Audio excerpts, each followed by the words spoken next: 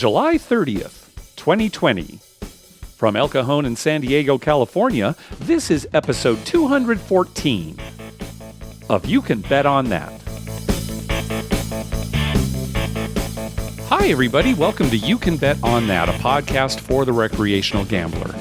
My name is Mark Duvall, and sitting at his home is Dr. Mike. Hello. Mike, how are you feeling? I'm feeling pretty good. Okay. I think I'm back to normal. Ah, good. It's funny because just touching on COVID for a second, this week, there have been so many patients who all of a sudden have started telling me about, relatives, cousins that have had it. The last lady I worked on today said her cousin passed away a couple weeks ago, and he lives in Tijuana. Oh, okay. He was, I think she said, 70 years old. Yeah. And had diabetes, too. But she showed me his picture, and, he looked like a vibrant, healthy guy. Yeah, sure. But just got sick down there and didn't make it. Yeah, well, for the longest time, we've been talking about how, at least here in San Diego, we really haven't been affected by it, while everything was happening, say, in New York City and that kind of thing. And now, we're ramping up a bit. Yeah, well, we're the New York City now. California is New York. Well, it's not that bad. Well, I think it passed New York in number of cases. Maybe the numbers, but I don't think at least the hospitalizations is as critical as it got in New York. That centralized area there. Yeah. But we're definitely ramping up here. Well, good. Glad you're feeling better. You're back to work, it sounds like, full time. Yep. That's good news. And your family's okay? Everyone's good. So far, so good. Good. Well, since our last episode, the Eldorado acquisition of Caesars was finalized, making that now the biggest gambling company in the world, and they're keeping the Caesars name, which makes sense because that's got the most recognition. Caesars Entertainment. Some people were kind of complaining about the new logo because it's, Caesar's profile and then these rings going around it that they're asymmetrical and it almost looks like they were just drawn, by a kid or something. But I think the idea is that it's supposed to look like an old Roman coin. You know how you see some ancient Roman coin? It's not like a perfect circle or anything. Oh, okay. Well, yeah, I guess I can see that. Yeah. I kind of thought it was two rings that are joined and pivot, like rotate one inside the other. Oh, okay. Yeah. It kind of spins. And they spin. And so it was kind of like mid-spin, or something. Oh, okay. I'll go along with that. I guess maybe on their animation, when the logo comes up and it's animated, it does kind of spin. I'm trying to remember. I watched that video that the CEO put out, but anyway, the merger is done. We haven't really felt any repercussions of it here at Harrah's Southern California, or we haven't really heard of anything major yet, although they clearly will have to sell some properties, this combined company, just to satisfy antitrust laws. I think Bally's in Atlantic City is one that is being sold or has already been sold. They're talking about a strip property. Who knows what that might be? There was rumblings about Planet Hollywood, but some properties that were either Eldorado or Caesars are going to have to be sold here soon. Well, gosh, Planet Hollywood is not open yet, right?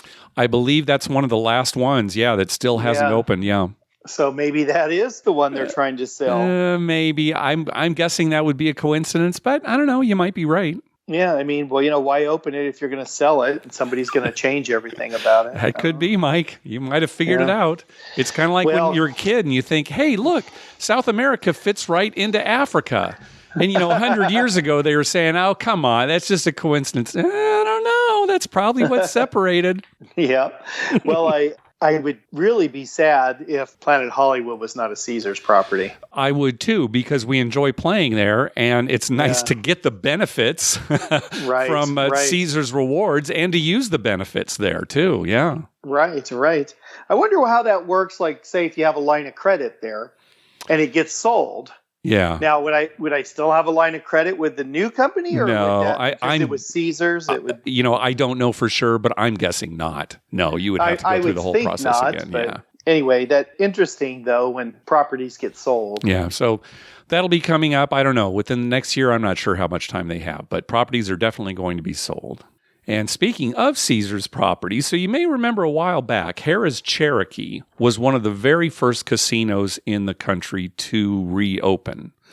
And you may have heard that here recently a COVID-19 cluster has occurred at Harrah's Cherokee. 5 employees of the table games section have tested positive for COVID-19. Now, they don't know exactly why, but yeah, hey, could be just go back to the break room and maybe you're, not as good with your mask or I don't know what. But apparently 5 or more constitutes a cluster.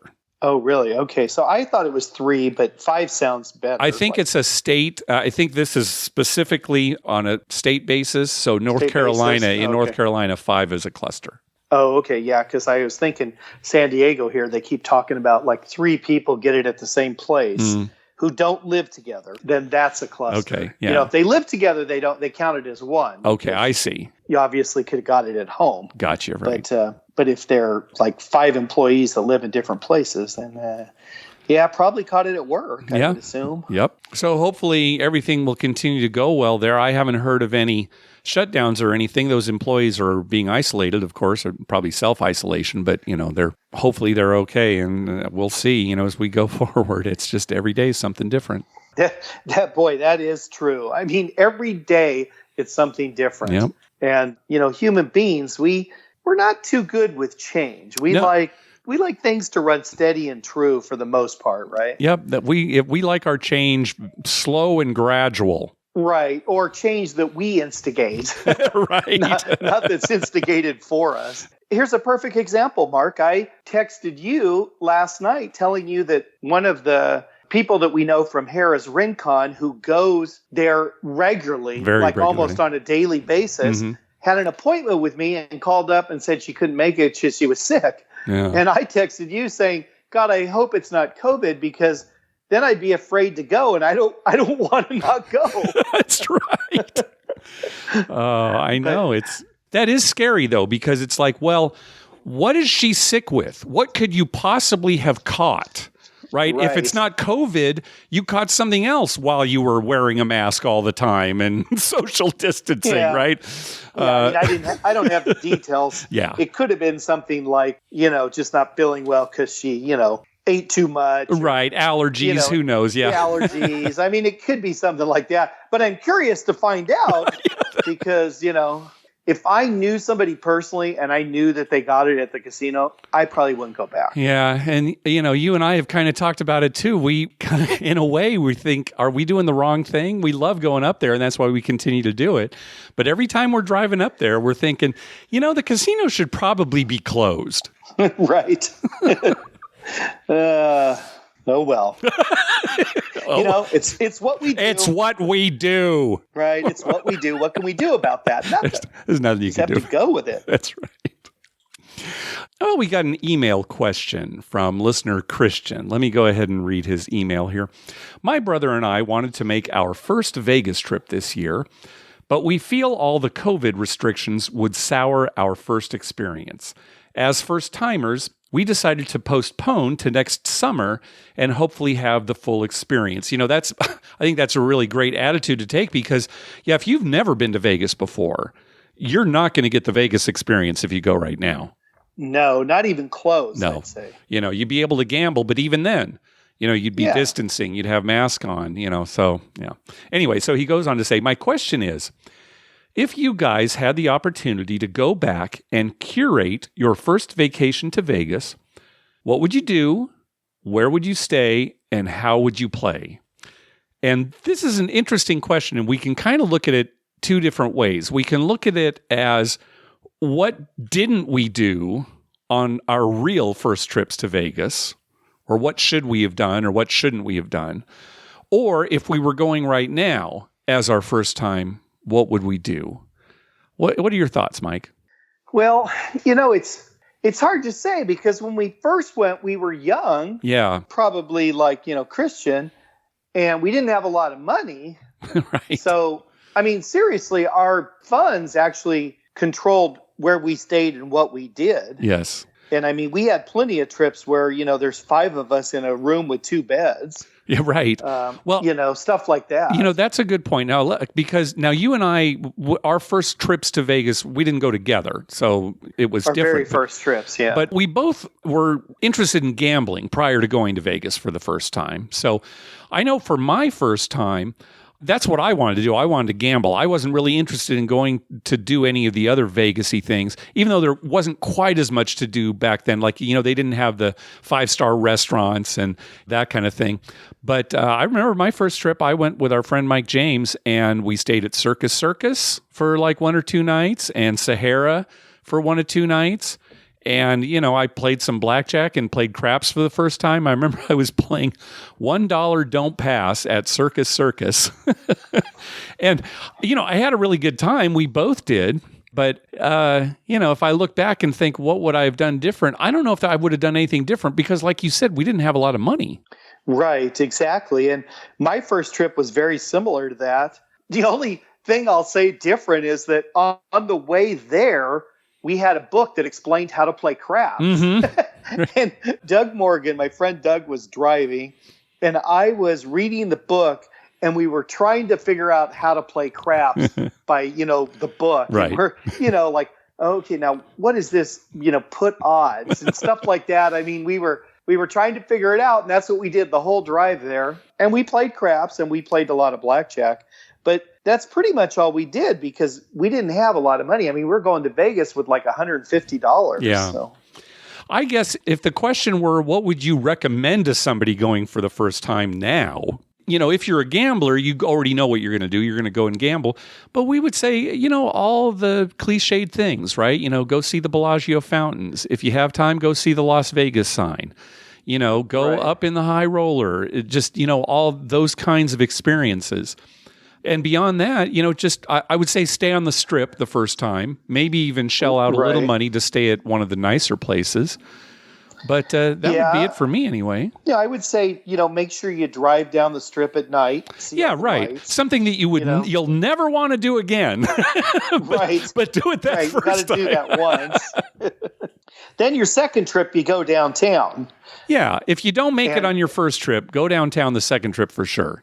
Yeah, and see all the crazy stuff that goes on Fremont Street there. Yeah. So, Christian, I guess, I don't know if you're really looking for recommendations, but, that would be it. Kind of all just the cliched things and, have a good time and expect to lose. And, you should have fun. Be happy when you win. That's right.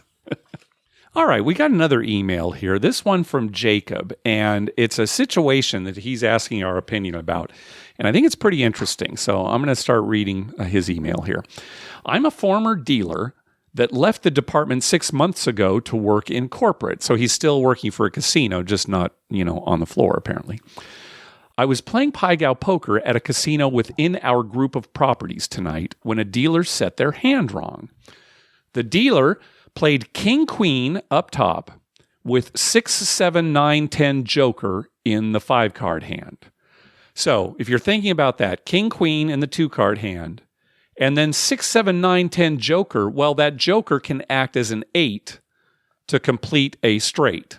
So the dealer actually has King Queen in the 2-card hand and a 10 high straight in the 5-card hand. Right. However, the dealer announced Ace High Pai Gow and began to flip over the first player's cards. So she didn't realize she had a straight. She thought she just had Ace High.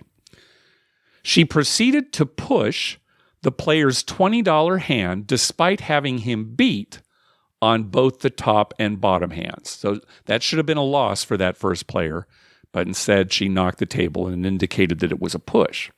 Okay, going on with the email. The player on my right asked me if I had the dealer beat. And I said no, that her straight plays over my 2 pair, and then I sort of pointed at the Joker in the dealer's hand.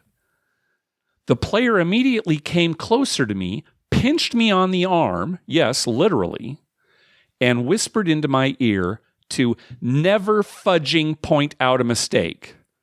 Only she didn't say fudging. And scolded me for costing her money now that the dealer realized her mistake. She was playing 2 $25 hands. I was playing $100 on the hand. The only losers ended up being me and the player to my left, not the player to the right that had pinched him. Both of us were okay with the loss since it was the correct way to do it. The lady to my right pushed on both hands. She continued to tell me that I should not act like I fudging worked there.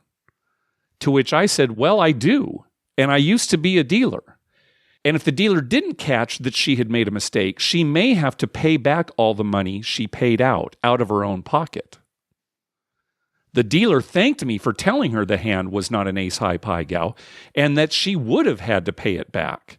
I knew this having worked there. Would you have pointed out this mistake? I feel like I did the right thing in telling her, but clearly the lady next to me did not think so. Now, this adds a whole new wrinkle to, we've talked about calling or not calling out mistakes that the dealer makes. Because in this case, Jacob actually knows that the dealer could have to pay out of her own pocket for making a mistake like this. So this is a different situation. He has a little more information to go on. What do you think about this, Dr. Mike? Okay, well, I got a couple of things to say. Number one, this dealer needs to go back to training because not only did she have a 6, 7, 8, 9, 10 straight with king, queen, seeing that she had king, queen, she could have used the joker as a jack and had king, queen, jack, 10, 9 straight, right? Oh, I see what you're saying. She wouldn't have played it that way because she would have only been playing a 6, 7 up top. But with all those cards that fit into a straight, she should have seen it, is what you're saying. Right, exactly. I mean, she should have seen that the only thing she's missing for a straight is either a jack on the high side or an 8 on the lower straight. So, I mean, I can't believe she missed it. It is a bad mistake. Anytime a dealer is playing a joker in their hand and it looks like an ace high, you'd think they'd go back and really make sure they don't have a straight or a flush. First thing you'd look for would be a straight or a flush, right? Yeah. Now, as far as calling it out, of course, I think Jacob did the right thing because, number one, he works there. Sure. And number two, he knows that, she's going to have to pay it back. Right. Now, if you're a player and you don't work there, and you don't know whether she has to pay it back or not, do you say something? Maybe not. Maybe not, but when Jacob is saying, I feel I did the right thing, well, he definitely did the right thing. I think he definitely it can did come the right down thing. to semantics, but is, calling out a mistake like that the right thing? Well, yeah, it's the right thing. Now, well, for him, it's definitely the right thing. Sure. He should do it. Now, let's say it's just me and you and some other guy on the table. Yeah. And we see the mistake and we look at our hands, and for us, it wouldn't matter. But if we call it out, the other guy's going to lose. Mm-hmm, right. Do we call it out? Yeah, I mean, in the past, when we've talked about this, both of us kind of agreed that no, we wouldn't call it out. That it's the casino and the dealer's responsibility to know what they're doing. But I thought this story was particularly interesting because of this wrinkle of the fact that he used to be a dealer and he still works for the company that owns at least this casino. I don't think he worked at that casino. It's just, within the chain. Right. So, yeah, it's an interesting wrinkle. Well, I'll tell you what, if I knew the procedure, like I knew, for instance, like we were at Harris Rincon, and I knew the dealer would have to pay for that if they caught it, I probably would say something. Yes. Because, I wouldn't want the dealer to have to pay a couple $100. Yeah. So I'd probably call that out. If I didn't know, if they have to pay or not, I'd probably just sit there with my mouth shut, I guess. Yeah. I love this question, though, because it's a great way to kind of look at it from both sides. So, yeah. I mean, it's hard. I mean, you don't want to be a jerk, but again, you don't want to screw somebody else or lose a hand. Yeah. So, Good. Anyway, good question, Jacob. Thanks for writing in. Hey, thanks to everyone who's been clicking through our Amazon link. Remember, whenever you're going to buy something through Amazon, please go to our page first, youcanbetonthat.com, and click through our Amazon link towards the top of the page. All right, let's move on to some voicemails. First up is Tristan. Hey guys, it's Tristan from Orange County. I just had a question. If you have a place bet for the dealers as a tip, do you have to call player control to have it kept up there? Or are they going to collect if it hits and take it down every time? Do they have to do that? Or can they leave it up there and if you get on a hot roll, collect every time, like the 6 or the 8 hits? Because I've done it a couple of times and they said they had to take it down, but they had kind of a smirk on their face. And I kind of feel like if I called player control, it would be able to stay up there and they could collect more money. I don't know.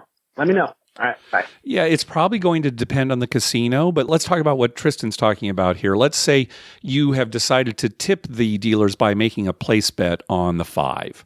So you give them $5 and they put a place bet up there for themselves. Now, if a 5 is rolled, what do they do? Do they just collect the $7 winnings, or do they collect the $7 winnings and the initial $5 bet? Now, we know that there are some casinos where their policy is the dealers have to do that. They have to take the bet down. It happened to us quite a bit in Atlantic City where we were making small, like $1 bets on the place bets for them. They said they had to actually take those bets down. But in some casinos, if you were to say player control, when you make that bet for them, then they will ask you what you want to do with that bet when it hits. So in the example that I gave, if a 5 hits, you could say to them, just collect the $7 and keep 5 out there. Or you could say, take all $12. Or you could say press, and now they have a $10 bet and they collect $2. So it'll depend on the casino, but if you really want to be clear and they allow it, you would say player control, and then you as the player would have control over what is done with that bet. Yeah, that situation really, really does vary a lot. Yeah. I mean, out at Harris Rincon, when I've done that, they know I normally want player control. Yes. They'll say, what do you want to do? Yes. And, sometimes I say, collect this one, we'll press the next one. Sometimes I say, what do you want to do? And Right, they, sure. then they usually press it, but sometimes they collect. So I think it depends on how much leeway the casino wants to give their dealers. Yeah, and I remember the first time it really surprised us was when we were at Borgata in Atlantic City, and you had made like a horn bet for them, and it won. I don't know what came up, 11 or 2 or who knows, but it won. And you were asking them to press it, and they said, no, we have to collect the whole thing, the winnings and the initial bet. And you were like, what? Because you hadn't come across that, at least with a bet like that, a horn bet that kind of pays at those high odds. And they said, no, we've got to take it down. Yeah, and I still think that shouldn't be that way because it's costing the dealers money, right? Well, no. If you want the honest answer, they're getting more money out of it because collecting that bet is better than having the bet out there. So right, but I mean, if it hit again, they'd be like, well, sure, if it hit again, but that's a big if. Yes, twice, and not very many people are going to make a horn bet and then replace it the next roll with another horn bet. Yeah, right? That's right too. That's true too. Yes. So, I don't know. I think most dealers would rather it stay there just because they like to be in the game. Yeah, and they kind of like you to tell them what to do with the bet. That's kind of fun for them in a way. It's like, okay, what are we going to do, Dr. Mike? Right. So anyway, yeah, ask for player control, and in most cases, I'm guessing they will let you decide what to do. All right, next call. Hey, Mark and Dr. Mike. This is Andrew from Massachusetts. I recently returned from a trip to Nashville and wanted to share a trip report of a few of the casinos we stopped at on our way. Our first night, we stopped at Maryland Live Hotel Casino. The rooms and casino were surprisingly very nice. The standard plexiglass and masks were required. I was amazed at how high the minimums were, with 4 $50 craps tables packed with 8 players each. I played and took a pretty good beating there. We then continued on to Nashville, where no gambling was done, but we had an all-around good time there. I was shocked to see how few people were wearing masks there. On our way back home, we spent 2 nights in Atlantic City at the Ocean Casino and Resort. The rooms were nice, and the casino was non-smoking and clean. All indoor dining was closed, and so it was a challenge to find good food. At the places we did find our meals, it took over an hour to come, which made us frustrated. Ocean had the only pool in town, and this only added to the crowd at our hotel. I decided to play at the Ocean Casino, and the craps was pretty choppy for the most part. Not only did Ocean have the plexiglass dividers between players, but an additional one between the 3 players on each side and the dealers. This made it incredibly hard to shoot the dice, and one of the players' throws actually hit the dealer on the opposite side, landed on the table, and was considered a legitimate roll of 4. The next roll was a 4, and so there were no hard feelings, but it was just bizarre to see. In all, we had a great trip and are putting together a trip to Vegas in October, and we hope to see you out there. As always, love the show. Bye. Yeah, thanks, Andrew. It sounds like Atlantic City. We're going to hear a couple calls about the conditions in Vegas here in a little bit, but it really does sound like Atlantic City. It's much harder to enjoy yourself, because of the regulations, the no food and no drinking, and it just seems harder. And I understandably, it hit them a lot harder than it did us here on the West Coast, including Vegas. Yeah, I wonder what you do if you're staying in a casino and they don't have indoor dining. Yeah, I guess you have to go out or get it to go, or yeah. That'd be rough. I mean, you do have to eat. Even you and I have to eat. Yeah, Mark. eventually. We don't enjoy it, but eventually we have to eat. All right, thanks for the reports, Andrew. All right, next up is Nick. Hey, Mark and Dr. Mike. It is Nick calling from New England. Heading out to play a little golf right now. My new form of gambling now that casinos are shut down, sports are off, so, I got to find a new way to lose money, and that's on the golf course. With that being said, we were talking about our dream foursome that we'd like to go play golf with. Kind of got me thinking about your show, and I was wondering, once, everything gets back to normal, what is your dream sixsome, eightsome, tensome, however many people they're going to let at a craps table? Who are the dream people that you would like to have? I mean, is it people that you can teach a little bit? Is it people that are going to gamble a lot of money? I mean, what excites you? What specific people would you like to have at your table? Love the show. Keep up the great work, guys. Go Bucks. Wow, that's quite a question. I guess I'll try to go first here. I think I might want to have Phil Ivey on the table, the poker player. I know he loves craps. And I think that Dr. Taylor even said that he was on a table with him once. He might be a little too intense, but I don't know. Might be kind of fun. And if we're talking about specific people, I don't know, maybe Einstein? He famously said, God doesn't roll dice or something to that effect. So, they say, well, God may not, but why don't you try it, Albert? That might be kind of fun. What do you think, Mike? He was probably a good guy to hang out with, Einstein. Maybe. He might have been a little odd, but yeah, maybe. No, he got a lot of women, so I don't know. He might be a good one to have on your table.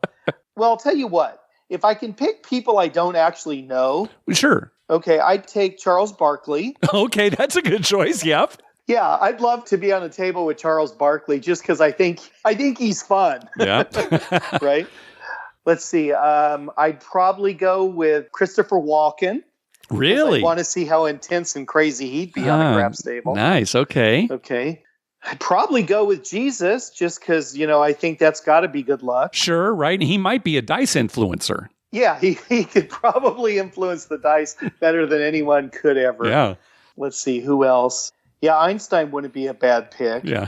Stephen Hawking, maybe, a young Stephen Hawking. Oh, yeah, sure. Now, if I have to pick people that I know, I'm going to take Firebet Phil from Harris. Okay, nice. Because he's always good for good roles. That's true, yeah. Adam, travel fanboy Adam, because he's had some good roles for me in the past. Yep. Tim Lawson. You. Oh, me, okay. Tim Lawson, just so he'll play the don't and I can razz him a little bit. Eric Rosenthal. Eric Rosenthal would be another good one to have on the table. Yeah. How about Shannon? Shannon's a great shooter. That guy has had some good roles for us in the past. Hey, I'll tell you what, then if we could pick fictional characters, how about Data? Ooh, Data. Yeah, because he could really influence the dice. That's right. We've seen it. So yeah, we saw. We got proof of that. Yeah, that'd be a good person. Yeah, so I guess that'd be my pick. There's a lot of people. I mean, real live people that I know. Oh, sure, of course. That I enjoy. We're kind of putting together. Oh yeah. Yeah, there's a gazillion of them. I could go on and on. I shouldn't even list them. I know. It's like who are I know we're leaving people out, right? I could sit here and go on and on about people that we've met that I like to play craps with. Yeah, and my dad. Oh yeah, of course. I'd like to have my dad on the table. So anyway, yeah. And that's a good list. We didn't think about this ahead of time, so this is just off the top of our head. So there you go. Off our head, yeah. I'll tell you what, Nick, if I had to gamble while I golf, I would be broke in about, 4 holes. I'm a terrible golfer. That's right. I bet I'll have the worst score. Who wants to bet with me? That'd be the only thing I could possibly bet on. I'd probably lose I'm one of those golfers that hits one good shot, and I think, I got this down. And then there's about 40 bad shots. Yeah, right. And then I finally have another good one. And after that 40-second shot that's good, I think I got this down. Yeah, and then you move on to the second hole. Right. And then I'm on to the second hole. Oh. All right. Next call. Hey guys, this is Jason from Orange County calling with a story, a comment, and a couple questions. It came to my attention that Dr. Mike has a big collection of 50-cent pieces from playing blackjack over the years and never cashed them out. So I wanted to share the story about some of my experiences with my 50-cent pieces that I've brought home from the casinos as well, where a couple times, once at McDonald's, once at a gas station, and a couple other situations where I was trying to pay with exact change and using a 50-cent piece where a younger clerk didn't recognize it as a 50-cent piece, but as $1. So I go to McDonald's and, let's say the bill's $2.58 and I give her exact change using the 50-cent piece. They think it's $1. They think I'm giving them $3.08 and they give me 2 quarters back. And I'm just like looking at the quarters, I'm kind of confused and not understanding and walking away and just, so it's possible that 50-cent piece collection, in reality, if you use it the right way, it could be worth twice as much. Anyways, the other thought that I had was, Dr. Mike, when he's got the grandkids, at the pool or something, he can just chuck them into the pool and have them go dive for it like an old work buddy of mine used to do and just sit back with a drink and laugh as they went down. He told me you can keep whatever you got, but if they leave rust stains on the bottom of my pool, I'm taking them all back.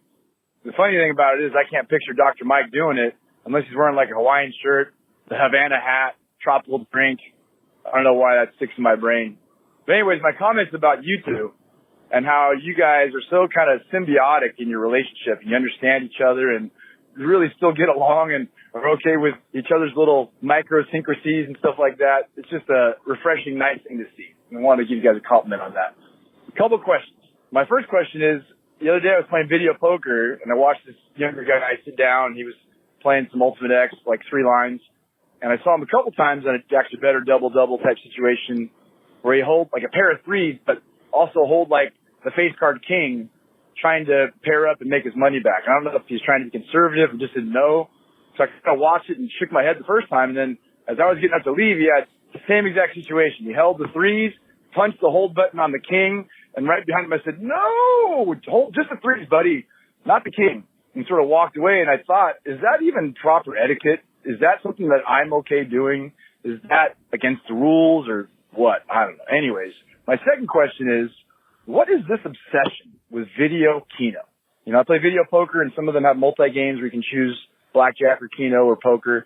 And I see so many people playing video keno. Slot machine payouts are somewhere in the low 90s to high 80s generally for expected return. Whereas keno, mid 80s, you're better off playing a slot machine than video keno. And I see these people just punching numbers in all the time. So I suppose I don't understand, but it's just interesting to see so many people doing it. So anyways, thanks guys for your show. Really appreciate it. Big fan. And I'm sorry for your loss. Well, as far as video keno goes, well, first of all, a lot of gamblers are not thinking about expected value. They're not thinking about percentages. They're not thinking, boy, I should be playing slots instead. What they probably like about video keno is a sense of control. Hey, I'm picking these numbers, so I can decide. And honestly, you don't have a lot of choices at a slot machine. Sometimes, you press on certain things, but a lot of times those are predetermined. So, it could be just, do they enjoy it more than slots? So you can't always say, hey, why are you doing this? This is a stupid way to play. Because we've said that before, people are going to play however they want to, what brings them the most enjoyment, and we're all for that.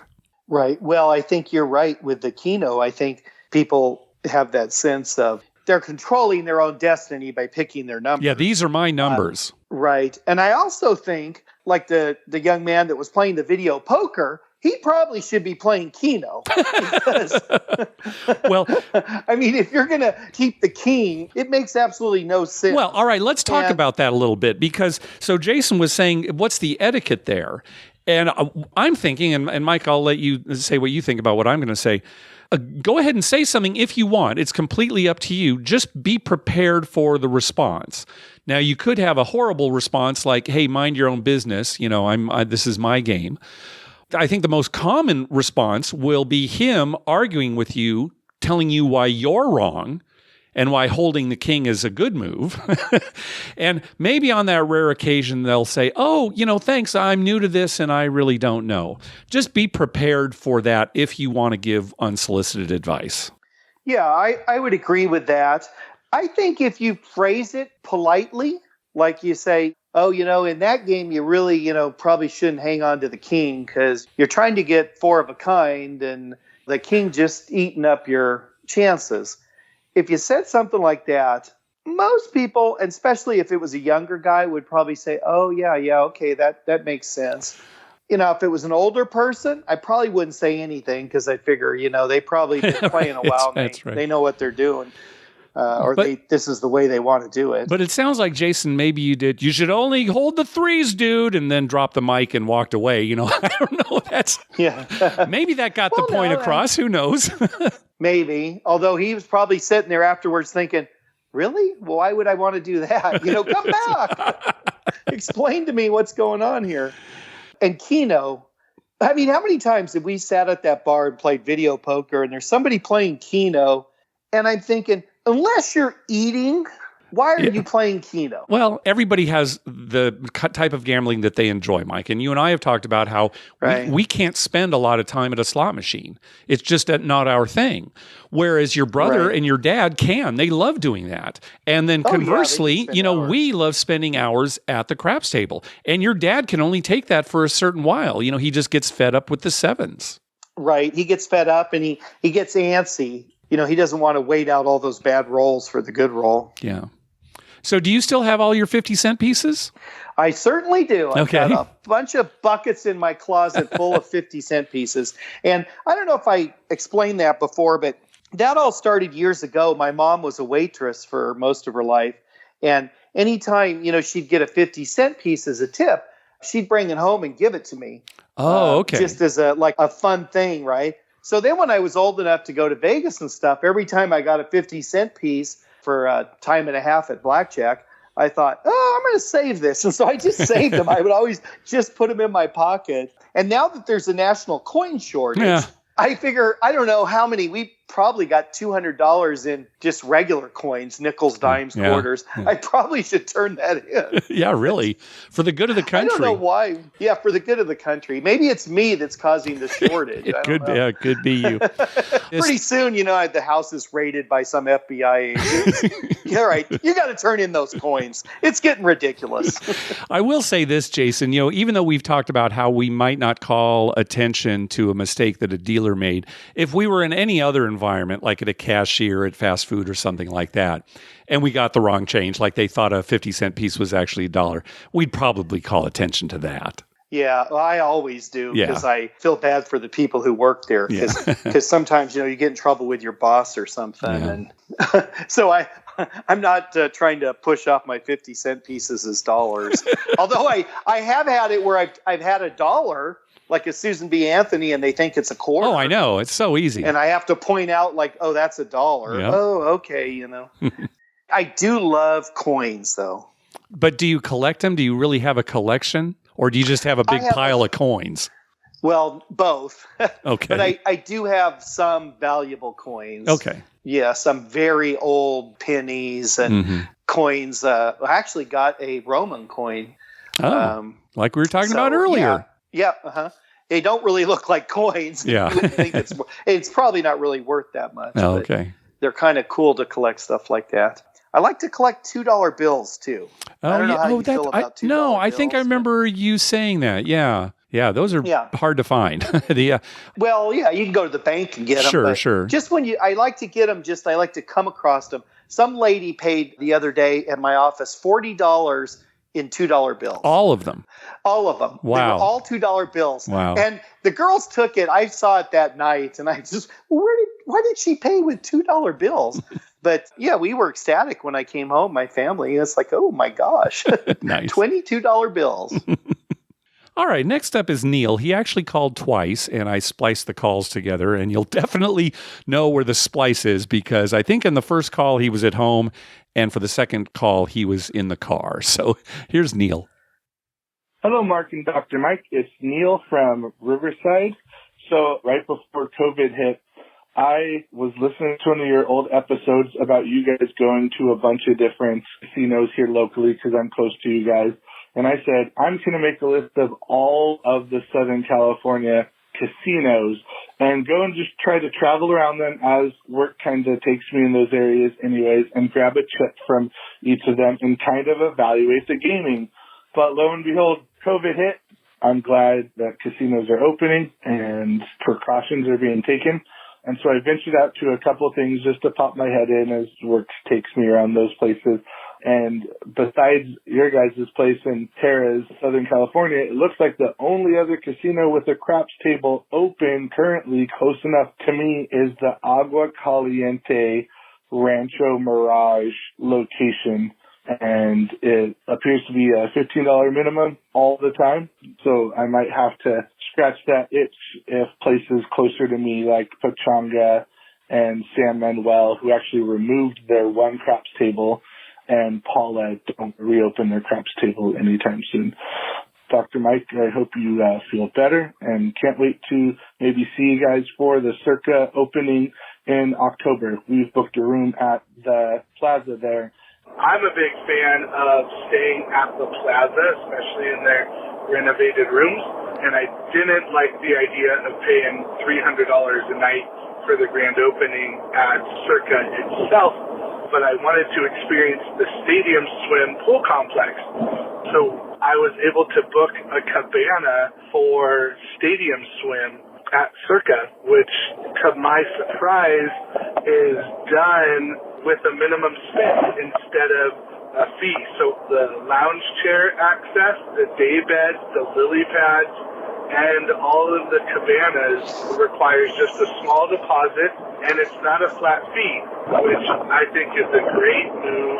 You can go see the renderings on Circa's website, and there's actually a 360 animated view of what the layout is going to look like from the vantage point of the specific chairs that you guys are looking at. So thought that might be a benefit for listeners to hear, and hopefully see you guys out there in October. Thanks so much. Keep doing what you're doing. Bye. Yeah, so just a reminder, the casino at Circa is scheduled to open at the end of October, but their hotel is not scheduled to open until the end of December. So we're hoping to go at the end of October for the casino opening, although that's still up in the air. I mean, it's impossible to make plans this far in advance, and it might turn into a last-minute decision for us. Yeah, I think that probably will be a last-minute decision, especially, who knows, October. It's going to be here quicker than you think, right? Quicker than you think, but it's too far away to make plans. That's the world we live in. Right, because it's almost August. It'll be August next week. And then it's just August, September, and then, you're in October. So normally we'd have already had reservations. Oh, for sure. Yes. I would have already called and got my hotel booked. Yeah. But we'll just have to wait and see what happens. Neil was talking about how there aren't a lot of craps tables near him now. Yeah, it really seems like craps is disappearing from Southern California casinos. And we're seeing that at Harrah's Southern California because a lot of people who, say used to go to San Manuel or places that used to have crap tables, they're now coming down to Harrah's. And again, Harrah's only has 2 real tables, so that's a maximum of 12 players. And Mike, the other night when we were there Saturday night, one of the tables was a $50 minimum. The other was $100, which we've never seen before at Harrah's. No, there were a lot of complaints about that. But the tables were full. They were full, and that's what the pit boss said. He said, well, they're full. Why wouldn't we make it 100? Yeah. And I'm like, yeah, I agree with them. That's what I'd be doing if I owned the casino. But they do have the video. Yeah, they've got roll to win. Shoot to win, and the shoot to win. Yeah. Yeah, and people can play those if they want lower limits. But even those, are crowded. Yeah, they're crowded. Yeah, some of them were pretty crowded the whole night. Our table was a $100 table for about 3 hours, maybe? Something like that. And there was one spot available, and that was fine with me because I was able to just give you money. I sat back away from the table and just gave you money to bet, which was good for me because, a $50 table is too much for me. A $25 table is too much for me, but I could give you lower amounts, to put on your bet. So that worked out well for me anyway. But then when it did go down to 50, I started playing. But even then, I had to be pretty conservative. Right. Just make a couple of bets and hope they hit. Yeah. All right. Well, we've got a few reports about trips to Las Vegas. and they vary quite a bit. People have some different opinions, different experiences. So let's start off with Josh. Hey, Mark and Dr. Mike, Josh from Indy. I'm a little late on this call, but I went to Vegas from the 9th to the 14th, so I just missed calling in on the last one. Wanted to just call in. I did 3 nights at the D, 2 nights at the Wynn. It was amazing. I mean, I've seen a lot of things on Twitter, people asking if they should go, hearing things on your podcast. I would definitely suggest going. It sucks wearing a mask all day, but you still go to Vegas. Some things aren't normal, but it's still fun. Still had a blast. Free drinks are there. The gambling's there. And less people. So I would definitely suggest going. Of course, if you have health issues that wouldn't do well there, then maybe wait a little bit. But young, healthy people, definitely go for it and have fun. I do have a story about the crash table at the D. It was my role. I hit the all small already, and I hit every number except for the 10 on the tall, and it was just super high. It was getting crazy in there. Everybody's getting hyped up. All of a sudden, the lights go out. Word is the whole block was having trouble with the electricity. I'm not sure what was going on. It only lasted a few minutes, then the lights came back on. Luckily, then I rolled that 10, so we hit the all tall.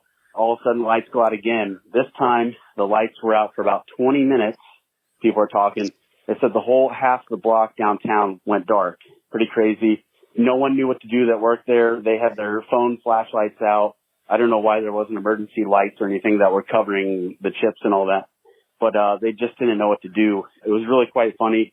The lights finally came back on, played a little bit more, then finally 7'd out. It was much more interesting if you'd be there, but obviously I'm 2-3 weeks behind, so the story isn't that great. But as you can imagine, it was very interesting. Just want to say, love the podcast, and did really want to mention that, you know, if you're thinking about it, if you're on the fence, definitely go check it out. You can still have a blast. Love the show. Take care, guys. All right. So Josh is encouraging people to go. And like I said, we're going to get some different opinions coming up. I am a little surprised to hear that the staff at the D didn't know what to do when the lights went out. You'd think that'd be a pretty basic part of training, especially when it came to protecting the chips. Yeah, and I would think that they would have, like he said, like emergency lights that would come on. Yeah. So that people could see, because someone could fall, get injured. Sure. I mean, you're setting yourself up for a ton of liability there. Yeah. But, you know, some casinos will do anything to cool a guy off a hot roll. Yeah, that's true. It didn't work for him, did it? He still rolled the 10. Didn't work for him. He still rolled the 10. I'll tell you what, let's turn the lights off for a minute and see how that does. Oh, I don't want to pay out another all tall small. Larry, hit the switch. Oh, poor Derek Stevens. Tried to turn the lights out. Poor Derek Stevens, yeah. All right, next let's hear from Paul. Hey, Mike and Dr. Mike. Mm-hmm. This is Paul from San Antonio calling with a trip report from Las Vegas, Nevada. We are here staying at the Mandalay Bay, and I can tell you that things are weird. That's the best way to describe it. It's mostly normal. The pools are open. The tables are open. The minimums are more or less normal. $15 seems to be the normal crap set, but that's kind of across the board, which is a weird thing. Yeah, you go to Caesars, $15. You go to Flamingo, $15. It's kind of a weird deal. All in all, Vegas is back in action, but it's a little weird. The restaurants are open. They're a little weird. There's no bars. You can not eat at the bar. You can eat at a place that has a bar, but don't go to the bar because you'll have to eat at a table. We've had a great time this weekend, and we are very grateful to the people that are here. The dealers have been great. The servers have been great. We've had a good time. All in all, it's great, but weird. Mike and Dr. Mike, you guys rock. Hang in there. One day, Las Vegas will blossom again. I really appreciate what you guys do. Keep doing it. Okay, yeah. So, you know, kind of like what Christian was saying, where he and his brother are going to wait till next summer. And yeah, that's a good idea because Vegas is weird right now. Well, I'll interject here and tell you a story that my cousin, his wife, and his 2 sons, who are like 12 and 11 years old, went this last weekend and stayed at Mandalay Bay. Okay. And they had a great time. Okay. The pool was open at Mandalay Bay. Yeah. And his wife told me they had like a cabana thing. And as long as they stayed in their little cabana area, the four of them, they could take their mask off. Okay, sure. And once they left the cabana, they had to wear their mask. And the boys enjoyed the wave pool. I guess they have a wave pool there. Yeah. The furthest north they got was the Venetian. I think they said they went to Venetian to eat. And they enjoyed that. And their description, now they're not Vegas people. Okay, why'd they go then? Well, I mean, it's a strange thing during COVID to say, if they're not Vegas people, to pick Vegas. Right. Well, she's a teacher and my cousin's a sheriff. And so he gets like 3 or 4 days off in a row at times. So they just had time off and they just thought, let's do something different. So they went to Vegas and they enjoyed themselves. They're not gamblers. They barely gambled. But, they walked around the strip and, at one point, the 12-year-old wanted to stop and get his picture taken with some showgirls. Mm-hmm. His mom was not thrilled about that because the showgirls were showing a lot of skin. Yeah. But he thought it would be cool to get his picture taken with them. So he did. But yeah, they had a pretty good time. And the reason I bring it up is because, they're a young family and that's kind of interesting, right? Yeah. Okay. Well, let's hear another report from another Josh. Hi, gentlemen. I just got back from Vegas. This is Josh from Austin, and I thought I'd let you know how it is out there. First of all, air travel during a pandemic is the best, other than the fact you might die. There's not a lot of crowds. The bathrooms are all clean. The plane is clean. I got the emergency exit on both ways, in and out. It was fantastic. You had to wear your mask the whole time, but that's all right. Once we got to the casino, we approached the craps table and I saw the plexiglass and I told my buddy, I hate it already. And I did. It was 3 people on each side. The table limits at Mandalay were 15 for the most part, bumped up to 25 for a while. But I just hated the plexiglass. I didn't hear anything the dealers said at all because not only do they have masks over their face, but they have the shields over their face. Really little communication. Craps is a friendly sport. It's very social, and it just took that aspect out of it, and I hated it. Hated it like poison. The pool was interesting. We didn't ever have to wait in line, but once we got there, you had to have your mask on, even if you were sitting in a chair. And so we just combated that by being in the water and, getting our beer and standing in the water. That way we didn't have to wear our mask. But they were definitely on it. They had people walking around the whole time. They had people walking around with masks, extra masks in their hand, handing them out to people that didn't have them. It was a really bizarre trip in that respect. The strip itself, we didn't wear one when we were walking down the strip. The crowds weren't huge, so we didn't feel that was a problem. But every time we walked into a casino, we put it on. There weren't a lot of crowds. We did go to several restaurants. We went to Hell's Kitchen. We had a good meal there, and they had the tables spread out, so we felt pretty safe there. And then we went to Strip Steak at Mandalay, and we had a good steak there.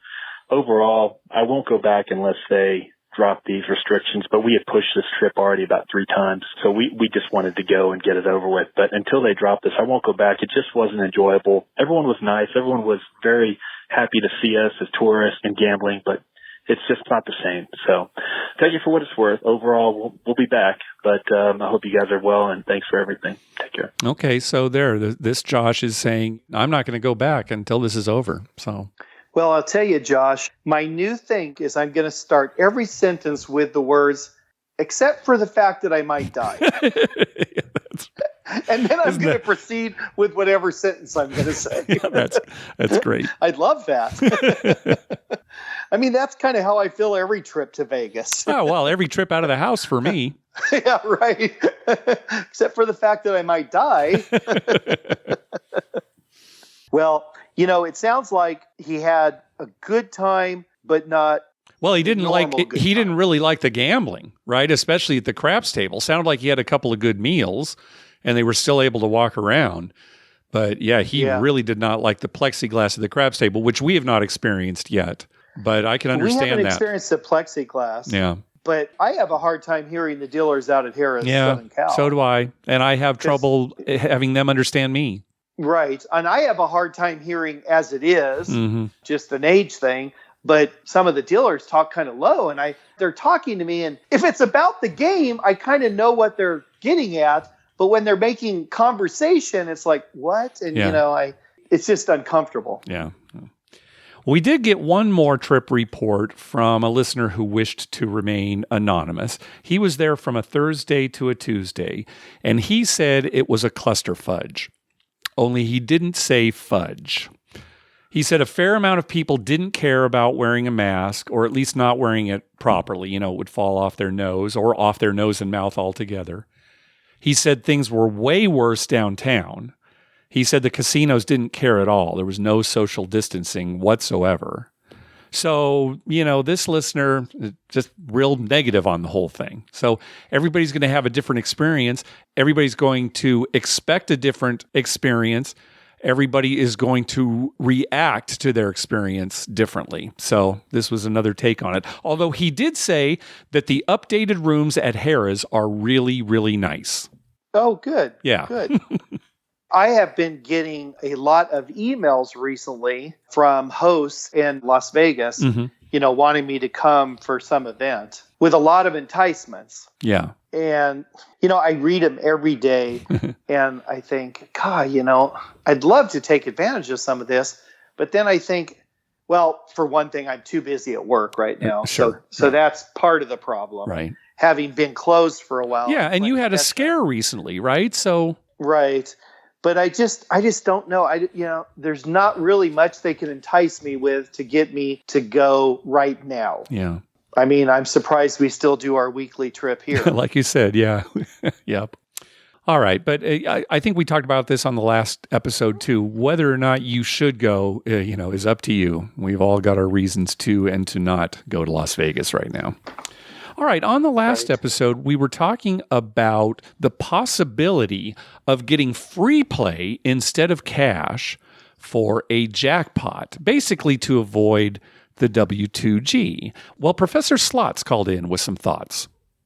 Hi, Mark and Dr. Mike. It's John Friedel from the Professor Slots podcast, website, and YouTube channel. I hope you're feeling better, Dr. Mike. Thanks for bringing me up on your last episode when you talked about Montana. Every state sure is different when it comes to slots.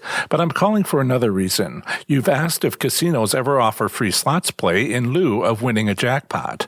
Of all my W2G jackpots from playing slots, no casino has ever offered to make it free slots play. They've never even hinted at doing so. Whenever the slot attendant walks up, they just start filling out the paperwork for the IRS. I think the only way you can get out of accepting that W2G is to refuse the jackpot entirely. However, I was offered free slots play from a casino when I won a car. That wasn't a W2G jackpot, but instead a $10.99 miscellaneous promotional prize. As soon as I won, I was barraged with questions. One was, can we take your picture for our website? No thanks. But others were, do you want the car, the $40,000 cash option, or the equivalent in free slots play? $40,000 in free slots play, that was a question I hadn't anticipated. Maybe it was my slight hesitation as I thought it over, but it really seemed like they pushed hard for me accepting the free slots play. Persuasive even. But I knew enough about how to win at that casino to know perfectly well free slots play was a bad idea there. I hope this helps. If you win a promotional or sweepstakes prize, like winning a car or a slots tournament, ask for free slots play if the casino doesn't ask you first. Take care, guys. For anything non-slots related, I tell my audience to look to your show. Keep up the great work. Yeah, thanks, John. Dr. Mike, if you or I ever hit that royal flush, we've got to remember to ask, can we get that in free play? Yeah, we'll definitely do that. I just hope I'm alive when that happens, Mark. Yeah, I hope you're alive when you hit that royal flush as well, Dr. Mike. It's probably going to be after I'm long gone. Yeah. Somebody finds one of my cards in the trash at one of the casinos, plays it, and hits the royal. That's because I've seen a lot of your cards end up in the trash. Yes, you have. You've seen a lot of my stuff end up in the trash, Mark. All right. Well, let's hear from Gary, who's got a report on MGM Northfield. Hey, Dr. Mike and Mark. This is Gary in Ohio. I just wanted to kind of call in real quick, give you a review of MGM Northfield. It's a racino. Was really getting the itch. Didn't feel quite comfortable going to Vegas, so I decided to break my rule about local gambling and give it a shot. I went up there about 10 minutes and realized it kind of sucks. Well, real sorry to ramble on all about the review there. Hope you guys stay safe, and hopefully we get back to Vegas pretty soon. Bye. All right, so didn't leave much of an impression on him, apparently. Don't you hate those detailed reviews? Oh my gosh, just went on and on. That's probably the best review we've ever got. Yeah, that's right. That's all we need to know. It sucks. Yeah, Thank you. It sucks. All right, next call. Hi, Mark and Dr. Mike. This is Andrew from Dayton, Ohio, on our way out on a family vacation out to South Dakota. Stopped in at the Diamond Joe Casino in Dubuque, Iowa. Brought in $200 for a bankroll. They had 2 craps tables open, 3 on each side, $10 minimums on both tables. So that ate up my $200 bankroll in about an hour and a half. Parlayed all my hard ways just as the doctor ordered. Unfortunately, never hit it the second time. And that nasty 7 came out quite often. So unfortunately, I lost all 200. Dealers were good, pretty friendly, but the table was fairly quiet just because we were losing all around. So unfortunately, that 200 went away quick, but had a good time. First time playing craps in about 6 years. Been listening to your show, first time caller, and first time I've tried some of your strategies that I've listened to on the podcast. So thanks a lot. Keep up the good work. Had a great time. Bye-bye. All right, so if I understand this call correctly, Andrew followed your advice, Dr. Mike, and lost all his money.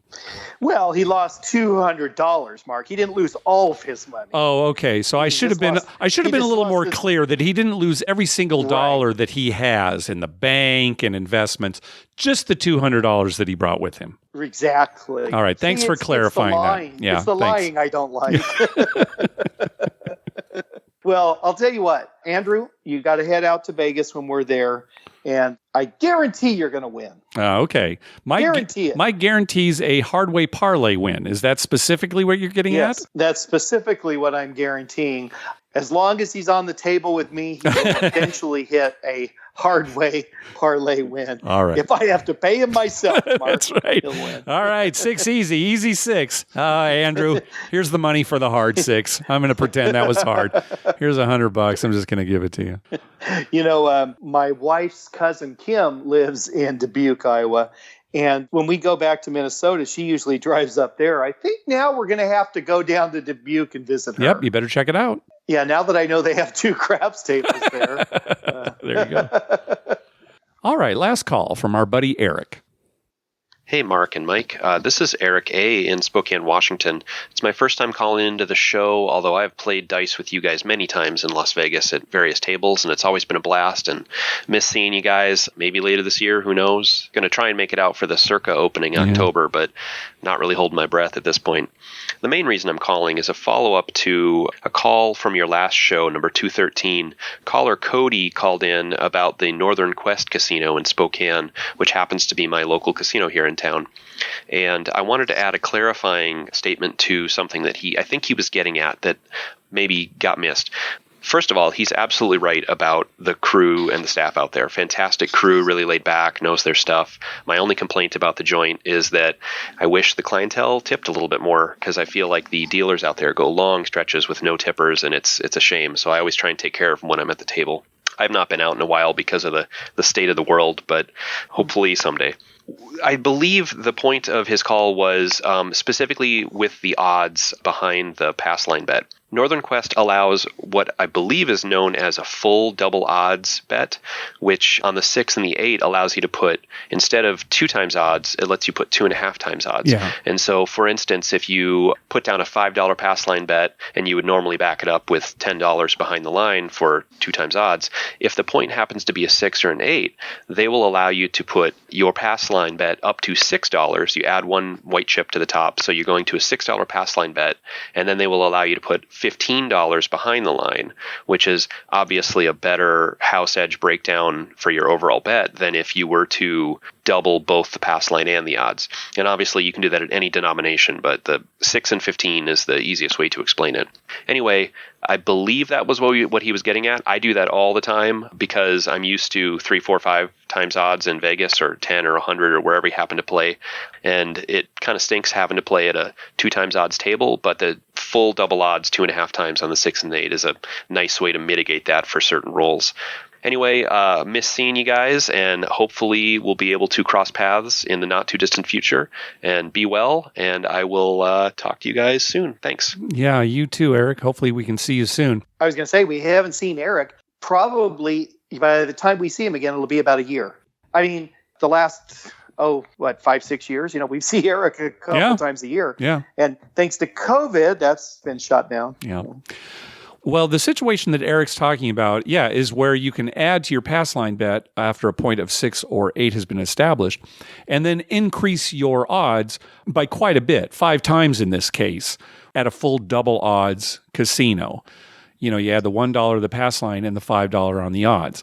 That is nice, but think about that. You're adding $6 to the combined bet. $1 on the line, $5 on the odds. When that 6 or 8 hits, you're going to get an additional $7.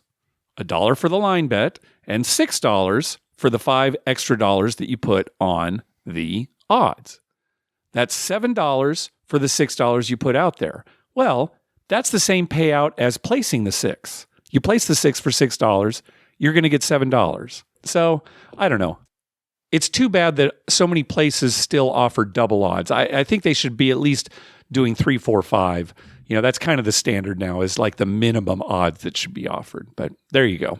Yeah, I don't even remember the last time we played at a double odds. I do. It was at the Cal. Yeah, remember? 360 Vegas Vacation at the Cal. Right, at the Cal. Right, that's all they had was double odds. Yep, yeah, that was it. I blocked that out of my mind. Hey, congratulations to the Cal for being mentioned on 2 episodes in a row.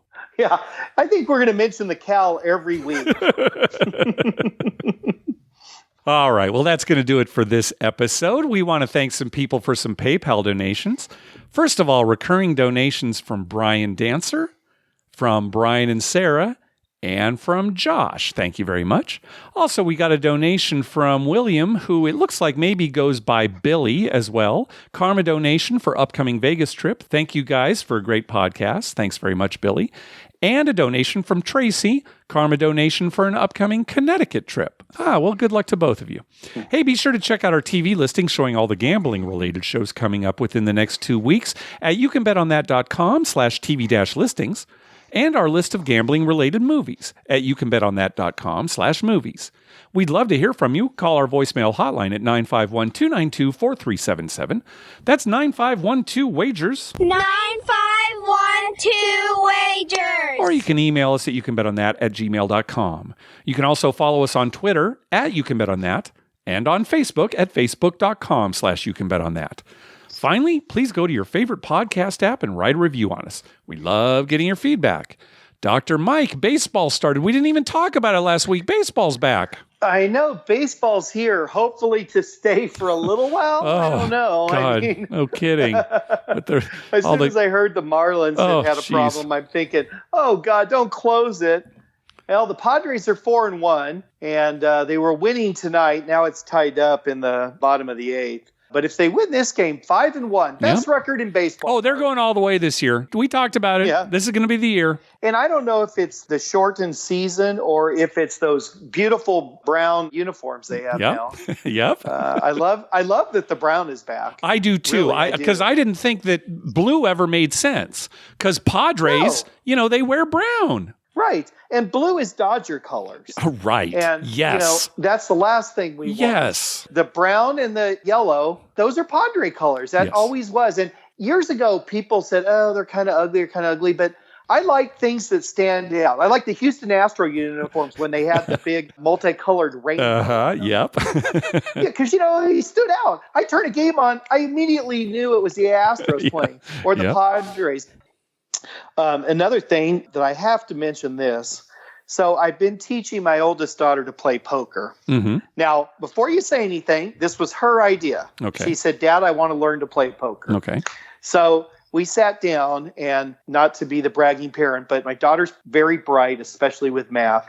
And so she figured the game out fairly quick. What hands win and what beats what. Mm-hmm. And we're working on betting strategy now. Anyway, I got on Poker Stars, and they have these little quick 3-person tournaments, no limit Texas Hold'em. It's for play money. And I enjoy those because sometimes you get people who they're all in no matter what they have. But a lot of times you'll get players who want to win, and so they're playing what you would expect, good play. And it's a good way to learn to play when you're down to 2 people or 3 people. I told my daughter, I said, well, I think you're ready. Let's try a tournament. So she got in. It's just a 3-person, no limit Texas Hold'em tournament. She won. Excellent. Won the tournament. Yeah, and I did not help her. She called bets when she was supposed to. She raised when she was supposed to. And she ended up winning the tournament. So I've never been more chuffed in my life. Fantastic.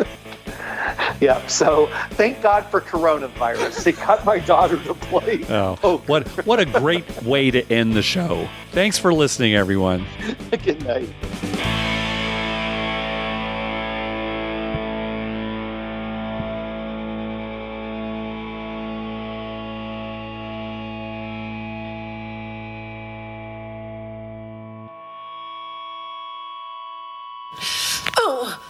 Oh, sweet mother, I love you, Dr. Mike.